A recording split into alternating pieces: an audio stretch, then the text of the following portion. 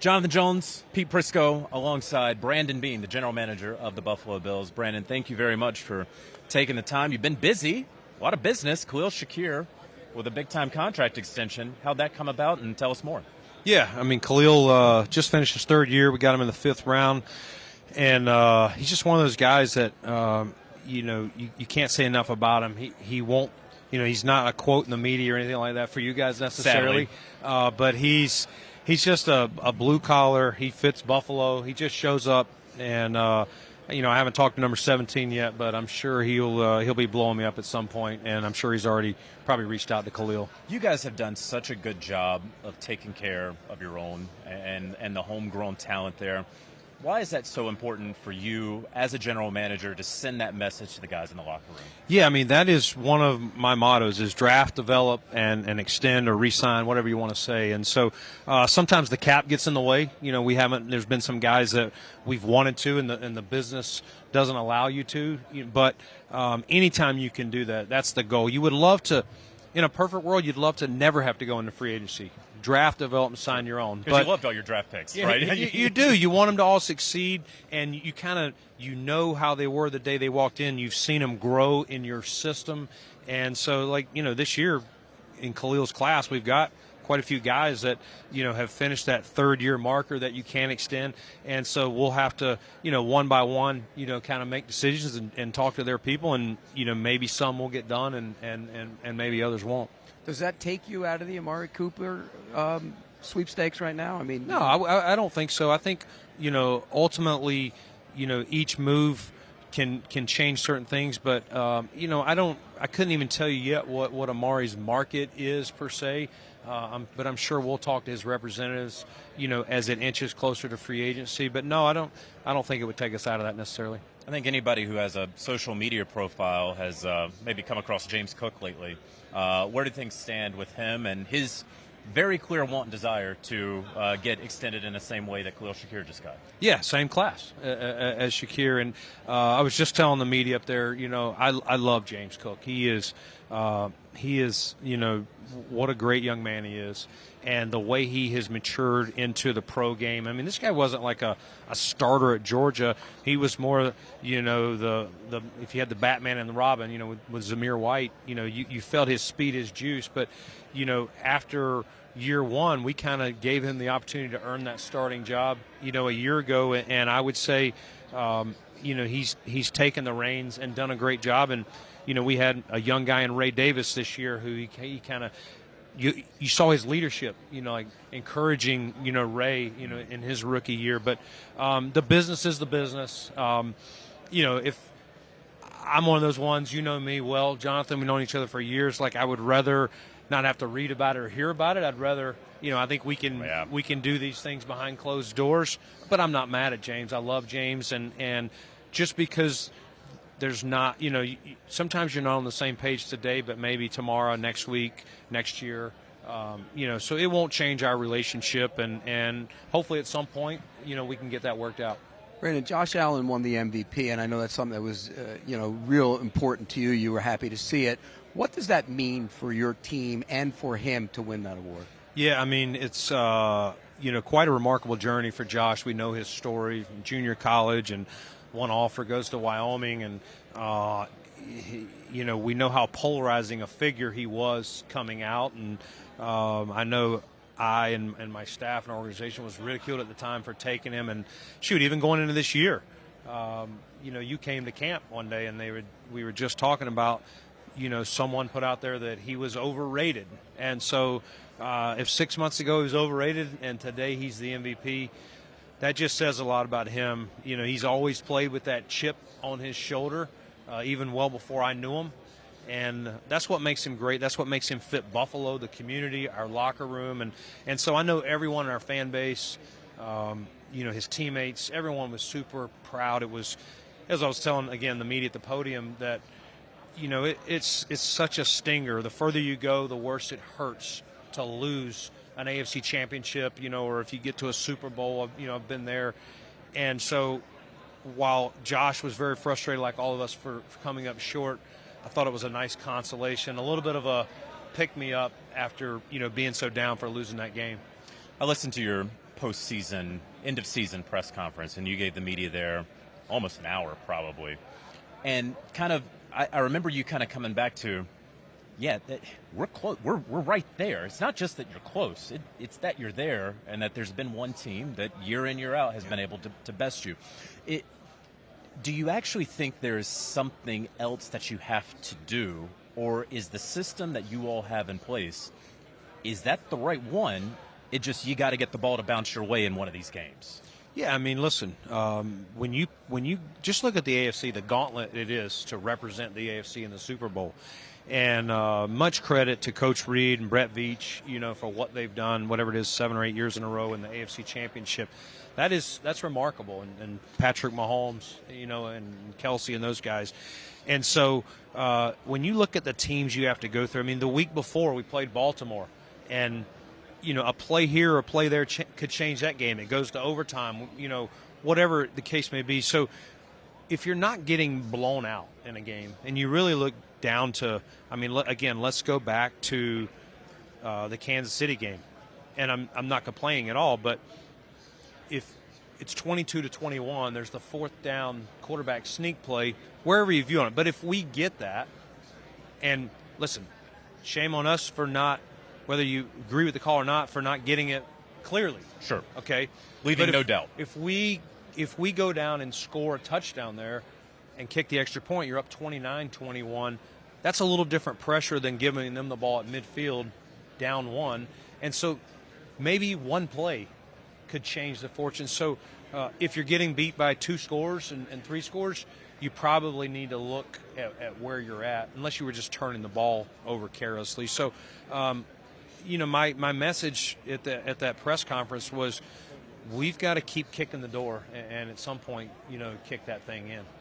I know you didn't use that play as an excuse, but there's been a lot of talk about changing the way, somehow, some way, to measure a first down. Are you for that? Would you like to see something done where they can maybe put something in the football and figure it out, a way to measure it better? Yeah, I mean, we've had meetings even here today with the competition committee and the GM advisory committee that I'm on, and that's being talked about. I think they're trying to make sure they have all the kinks ironed out, because as visual as our sport is, if they go out and trot something out there and it fails, it's going to lose all trust. And so hopefully there will be we don't have a minor league. If you look at Major League Baseball, let's just start there. They implemented the pitch clock, and they started that in the minor leagues. It was a great rule. I'm a baseball fan, and so I thought that was a great change to baseball. But they had a minor league to practice it in. We truly don't. Now but I know there's been some talks and some things that I think it's the UFL and other things like that hopefully we can continue to build those relationships, that those leagues can survive, and we can use them as some form of testing model. Also, just for our officials to get more work in the spring of live ball, instead of having to wait till our games, which matter at the highest. Because you mentioned the competition committee that Sean McDermott's on.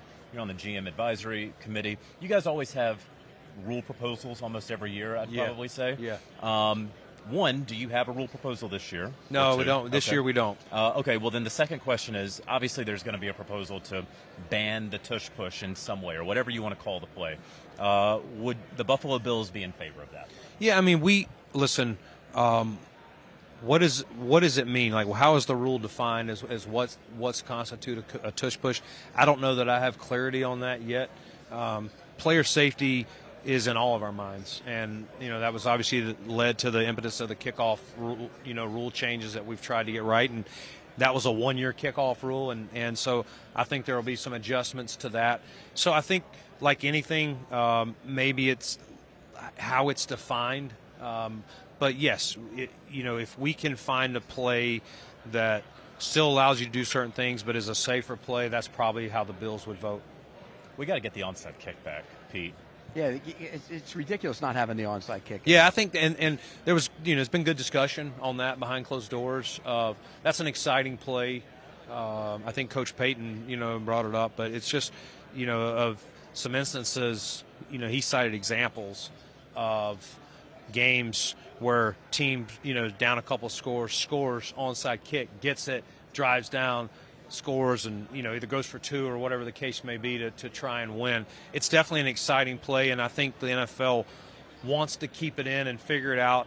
How do you make it more than a 1% chance or whatever it is? Right. How do you get it back to 10 to 15%? Get it in that range. Right. Good. And so it's not too easy, but it's not one of those where you just know it's a pretty much a wasted play. Just go ahead and hand him the ball. Right. Exactly. Well, Brandon Beane, thanks so much for time. One of the best to do it. Thank you. Appreciate you guys. If every general manager in the National Football League were to do the bench press, who would bench the most? Oh, man. That's a great question. Who's big? Unfortunately, I would have said Joe Douglas. I don't know. Not Joe Shane, even though he would want me to say him. How about that? Now we have to go find Joe. Yeah. Make sure he knows that. That's what you said? Yeah, that's what I said. How much can I'm you gonna bench? I'm gonna say John Lynch. Oh, that's a great answer. Yeah, John Lynch. Okay, that's Yeah. a pretty good one. And not Joe Shane. How much can you bench? Me, not a lot. Yeah, probably. I can do the bar, Aditi. Maybe like a couple 5s on each side. Andrew Barry said he could probably get 12 reps out. Really? At 225. Yeah. Dude, Could you I get haven't 12? I haven't benched. I do the. I don't do the bar anymore. I do the dumbbells, and I don't do it that much. You're busy. I play racquetball or golf or something. I like to chase a ball. I can't stick Tennis? with just Can you lifting do weights. tennis? I mean, not really. I could. I'd be all right. All right, we should Yeah. play sometime. We have a racquetball court in my office. So, Your at office? our offices, Maybe I'll try that sometime So come over. if I ever get invited. You're always invited. Right. If you could acquire any one player in NFL history to start a franchise with, who would that player be? Josh Allen. It's a great answer. I'll take it. It's often said of players on the field, that guy will be a coach one day. Of all your players, who will be a general manager? Of all our players, who would be a GM? Von Miller. I knew that one. Yeah. Is he still studying to be a GM? I think he is. He still asks a lot of questions. He wants to keep playing, but I could definitely see him still pursuing it. All right, what's a deal you've seen from afar in any sport? Could be football, could be something else, that you said, how did they pull that off? Oh, man. Probably the Luka Doncic trade. And I don't know all the logistics of it, but I'm a big Luka fan. All right, then. Who's the best negotiator in your house? In my house, me. My wife hates it. When we buy a car, she won't even go into the car dealership anymore. That's been before we had kids because she ended up offering them more money than was on the sticker one time. Okay, well, but that's useful to have a husband who could save you money. Yeah, so we decided it was best for her to tell me what kind of car she wanted and then just stay home. And seal then the deal. I would tell her later if I got it or not. Kind of like you do with the free agents. Is that how it works with Sean? Yeah. Do you tell Sean, did I get the guy or not? Pretty much. I mean, he weighs in how much he would like them. And, sometimes I hurt his feelings and tell him I sucked at my job and we didn't get it done. Or, we worked it out. Awesome. All right, we're going to play a little game. Okay. We're going to show you some mascots. Okay. You tell me the name of that mascot. Oh, man. Charlie the Brown? Brownie the elf, Okay. Elliot the elf, Buddy the elf, or Chuckles the elf? Buddy the Elf. Sorry, that's Brownie. Oh, man. Do I guess before you give me the clues or no? I mean, you can tell me. I need choices, or if you know, you Here, can guess. give me your choices. Just so you know, John Spytek got every single one right. Really? Well, is that And- good or not good? I mean, Is that good or not good that the GM knows all the elf names? all right, is this one Haywood Workman, Stevie Steele, Steely McBeam, or Kirk? Steely McBeam. Good job. Good job. I know that one, Sir Purr. Good job. I worked there for 19 years. If I didn't, that'd be pretty sad. I don't know. Give me some answers. Is that Rowdy, Major, Starman, or Cowboy Cal? Rowdy. Good job. I don't know. Sir Saint, Gumbo, Bluto, or Samuel Saintsworth? Sir Saint. Yes, Catching up. you are actually. Gold Rush Gordy, Sourdough Sam, Frank the 49er, or Happy? Gold Rush. That's Gordy. Sourdough Sam, and I still don't know why that's his name. That's Sourdough Sam. No one's gotten that. And Okay. Spytech knew that. Did he have that sheet? He might have gotten these. Okay, he got the easy test. It might have. Well, do you know this guy? How easy is it? That's got to be some kind of hog, but I don't know. Is it Major Tutty, Colonel Commander, Captain Porkroll, or Piglet? Captain Pork Roll. Major Tutty. Dang, I would have liked Pork Roll better. We'll send a message to Josh Harris. All right, Let please him do know. that. I don't know. Swoosh, Eddie the Eagle, Eric Eagleman, or Swoop? Eddie the Eagle. Swoop. That was a skier. Really? Eddie the Eagle. That's Freddie Or the ski Falcon jump. right there. Good job. Well, they run our division. I don't know. Horsey Boy, Wacko, Blue, or Zippy? Blue. Good job. Bear down. I don't know. Teddy Ruxpin, Brian the Bear, Mr. Bear, or Staley the Bear? Brian the Bear. Staley the Bear. Really?